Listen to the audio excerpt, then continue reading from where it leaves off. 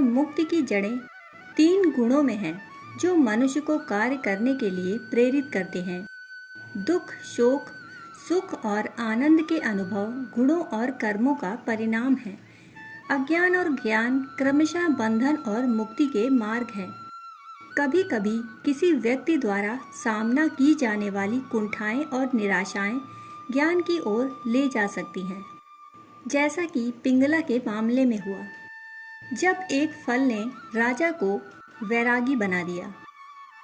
प्राचीन उज्जैन में बड़े प्रतापी राजा हुए, राजा भर्तहरि, जो कि अपनी तीसरी पत्नी पिंगला पर मोहित थे और वे उस पर अत्यंत विश्वास भी करते थे।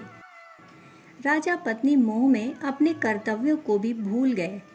उस समय उज्जैन में एक तपस्वी गुरु गोरखनाथ का आगमन हुआ।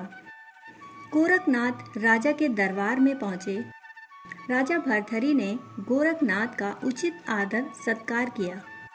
इससे तपस्वी गुरु अति प्रसन्न हुए। प्रसन्न होकर गोरखनाथ ने राजा को एक फल दिया और कहा कि यह खाने से वह सदैव युवा बने रहेंगे, उन्हें कभी बुढ़ापा नहीं आएगा, उनकी सुंदरता सदैव बनी रहेगी। यह चमत्कारी फल देकर गोरखनाथ वहां से चले गए। राजा ने फल लेकर सोचा कि उन्हें युवावस्था और सुंदरता की क्या आवश्यकता है। चूँकि राजा अपनी तीसरी पत्नी पर अत्यधिक मोहित थे, अतः उन्होंने सोचा कि यदि यह फल पिंगला खा लेगी तो वह सदैव सुंदर और जवान बनी रहेगी। यह सोचकर राजा ने पिंगला को वह फल दे दिया। रानी पिंगला भर्तहरि पर नहीं बल्कि उसके राज्य के कोतवाल पर मोहित थी। यह बात राजा नहीं जानते थे। जब राजा ने वह चमत्कारी फल रानी को दिया तो रानी ने सोचा कि यह फल यदि कोतवाल खाएगा तो वह लंबे समय तक उसकी इच्छाओं की पूर्ति कर सकेगा। रानी ने यह सोचकर चमत्कारी फल कोतवाल को दे दिया। वह कोतवाल एक वेश्या से प्रेम करता था और उसने वह चमत्कारी फल उस वेश्या को दे दिया ताकि वह वेश्या सदैव युवा और सुंदर बनी रहे। वेश्या ने फल पाकर सोचा कि यदि वह युवा और सुंदर बनी रहेगी तो उसे यह काम हमेशा करना पड़ेगा। नर्क समान जीवन से मुक्ति नहीं मिलेगी। अतः इस फल की सबसे ज्यादा जरूरत हमारे राजा को है। राजा हमेशा युवा रहेंगे तो लंबे समय तक प्रजा को सभी सुख सुविधाएं देते रहेंगे। यह सोचकर उसने वह चमत्कारी फल राजा को दे दिया। राजा फल देखकर हतप्रभ रह गए।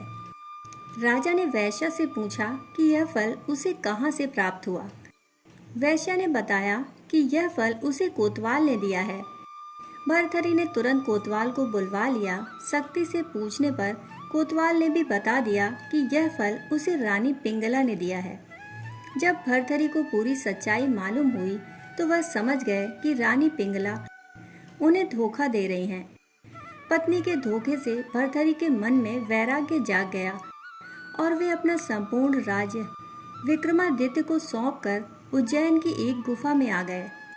उस गुफा में राजा भर्तहरि ने 12 वर्षों तक तपस्या की थी।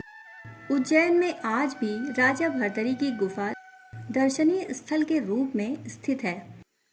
राजा भर्तहरि ने वैराग्य पर वैराग्य शतक की रचना की, जो कि काफी प्रसिद्ध है। राजा भर्तहरि ने श्रृंगार शतक और नीति शतक की भी रचना की। यह तीनों ही शतक आज भी उपलब्ध हैं और पढ़ने योग्य हैं। कहानी सुनने के लिए आप सभी का बहुत बहुत आभार। फिर मिलते हैं ऐसी ही अनोखी कहानियों के साथ। तब तक के लिए धन्यवाद।